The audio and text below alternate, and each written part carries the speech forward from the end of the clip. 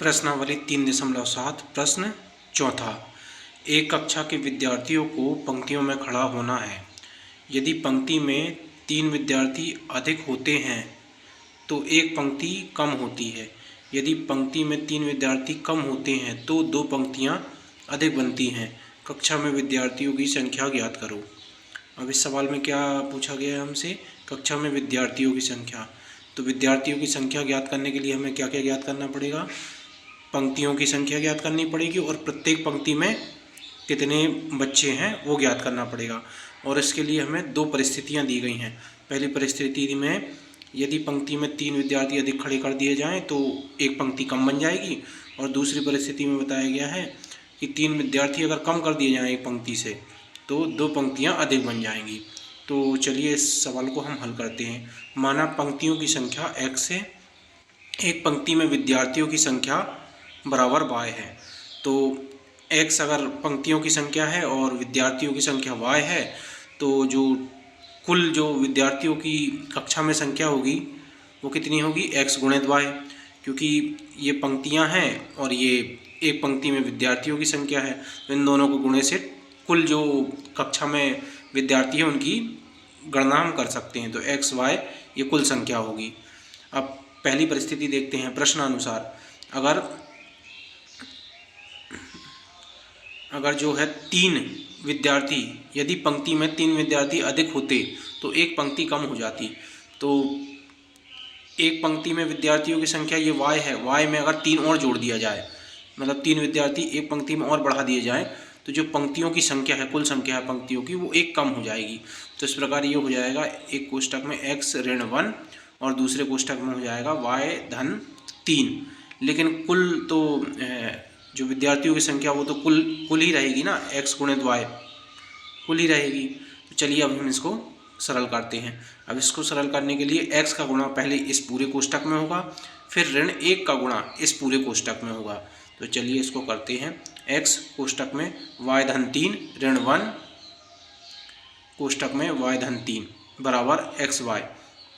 x का गुणा y में होगा तो xy, x का गुणा 3 में होगा तो धन 3x, ऋण 1 का गुणा y में होगा तो ऋण y, ऋण 1 का गुणा धन 3 में होगा तो ये ऋण 3 आ जाएगा बराबर xy।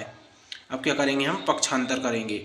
तो इस xy का पक्षांतर जब इस साइड करेंगे तो यहाँ पर ये धनात्मक में है, इस साइड जाएगा तो ऋणात्मक हो जाएगा। और ये जो y है ये यहाँ ऋणात्मक है, इस साइड जब आएगा तो ये धनात्मक हो जाएगा। तो इस प्रकार हो जाएगा xy ऋण xy धन 3x ऋण 3 बराबर y। अब xy और xy कट जाएगा क्योंकि विपरीत चिन्ह है और समान है, तो ये दोनों कट जाएंगे। यहाँ पर बचेगा 3x ऋण 3 बराबर y।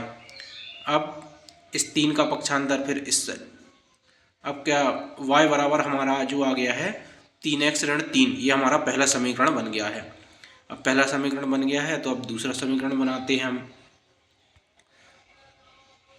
दूसरा समीकरण बनाने के लिए दूसरी परिस्थिति का उपयोग करेंगे हम। तो दूसरी परिस्थिति में क्या बोला गया है हमें कि अगर एक पंक्ति में विद्यार्थियों की संख्या 3 कम कर दी जाए तो 2 पंक्तियां अधिक बनानी पड़ेगी। तो पंक्ति में विद्यार्थियों की संख्या y है, y में से अगर 3 कम कर दिया जाए तो हमें जो है 2 पंक्तियां और बनानी पड़ेगी। तो इसको लिखते हैं हम x धन 2 पंक्तियां और बनेगी। दूसरे कोष्टक में y ऋण 3 अगर 3 विद्यार्थी एक पंक्ति में कम हो जाते हैं, और कुल संख्या तो xy ही होगी जो कुल विद्यार्थी होंगी। अब इन दोनों का गुणा करना है तो पहले x का गुणा इस पूरे कोष्टक में करेंगे, फिर धन 2 का गुणा इस पूरे कोष्टक में करेंगे। तो x गुणित कोष्टक में y ऋण 3 धन 2 कोष्टक में y ऋण 3 बराबर xy।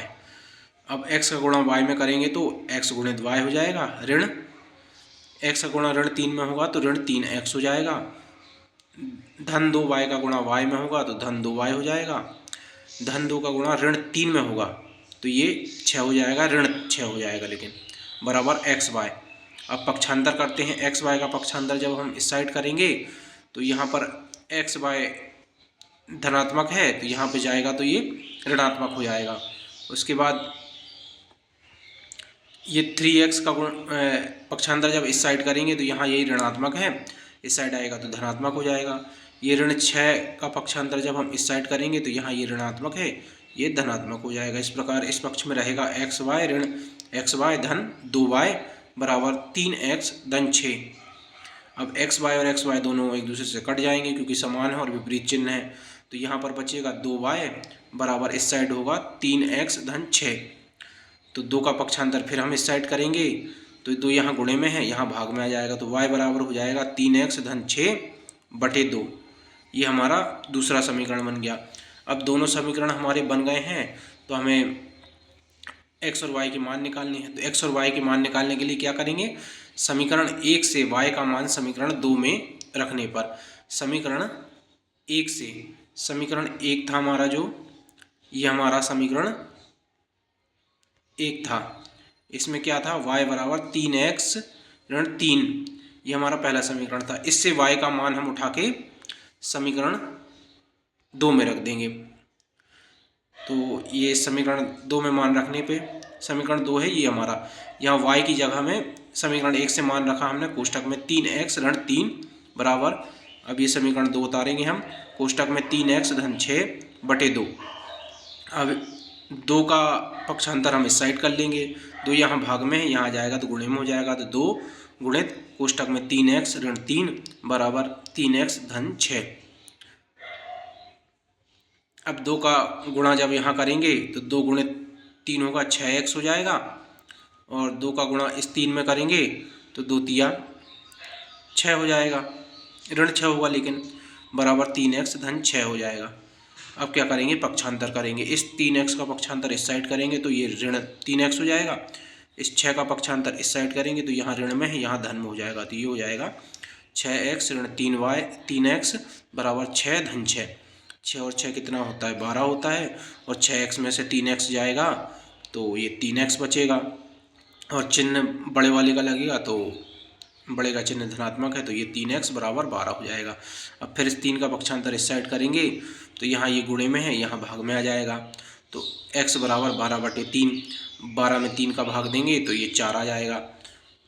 अब हमारा x का मान निकल गया है तो हम y का मान निकालेंगे। y का मान निकालने के लिए समीकरण 1 में x का मान रख देंगे। समीकरण 1 है हमारा y बराबर 3x ऋण 3, तो यहाँ x की जगह में हम 4 रख देंगे, तो y बराबर 3 गुणे 4 ऋण 3, 3 का गुणा 4 में करेंगे 12 आएगा, 12 ऋण 3, 12 में से 3 घटेगा 9 बच जाएगा। तो इस प्रकार हमारा उत्तर क्या आ गया, 4 और 9, x हमारा 4 आ गया और y हमारा 9 आ गया। तो x इसमें क्या था, पंक्तियों की संख्या, तो 4 पंक्तियां बनेंगी और 9 क्या हो गई हमारे 9 एक पंक्ति में कुल बच्चों की संख्या होगी, और कुल विद्यार्थियों की संख्या कितनी हो गई, 9 चौके 9 और 4 का गुणा होगा 36 होगा। तो इस प्रकार हमारा ये उत्तर आ गया। चलिए अब हम उत्तर की जांच भी कर लेते हैं कि हमारा उत्तर सही है कि नहीं है। तो इसके लिए हम पहले यहाँ पर x और y का मान रख देंगे। x का मान हमारा 4 आया है और y का हमारा मान 9 आया है। तो x का मान हम 4 जब यहाँ रखेंगे तो 4 ऋण 1 हो जाएगा 3, और y का मान 9 रखेंगे, 9 धन 3 हो जाएगा 12, 12 गुणित 3, 12 गुणित 3 कितना होता है 36, और x गुणित y 4 और 9, 4 और 9 का गुणा करेंगे तो ये भी 36, तो दोनों पक्ष बराबर हो गए, तो हमारा ये उत्तर सिद्ध हो जाता है कि हमारा उत्तर सही है। अब चलिए इसी को दूसरी परिस्थिति में रख लेते हैं। अब जो हमारी दूसरी परिस्थिति है वो ये है, यहाँ पर x का मान 4 रखते हैं, 4 धन 2 6 हो गया, y का मान 9 है, 9 ऋण 3 ये 6 हो गया, 6 और 6, 6 गुणित 6 होता है 36, और 4 गुणित 9, 4 x का मान 4 और y का मान 9 रखने पे 9 चौके 36, तो दोनों पक्ष में 36 36 आ गया। इस प्रकार हमारा ये भी हमने सिद्ध कर दिया कि हमारा उत्तर सही है। ओके।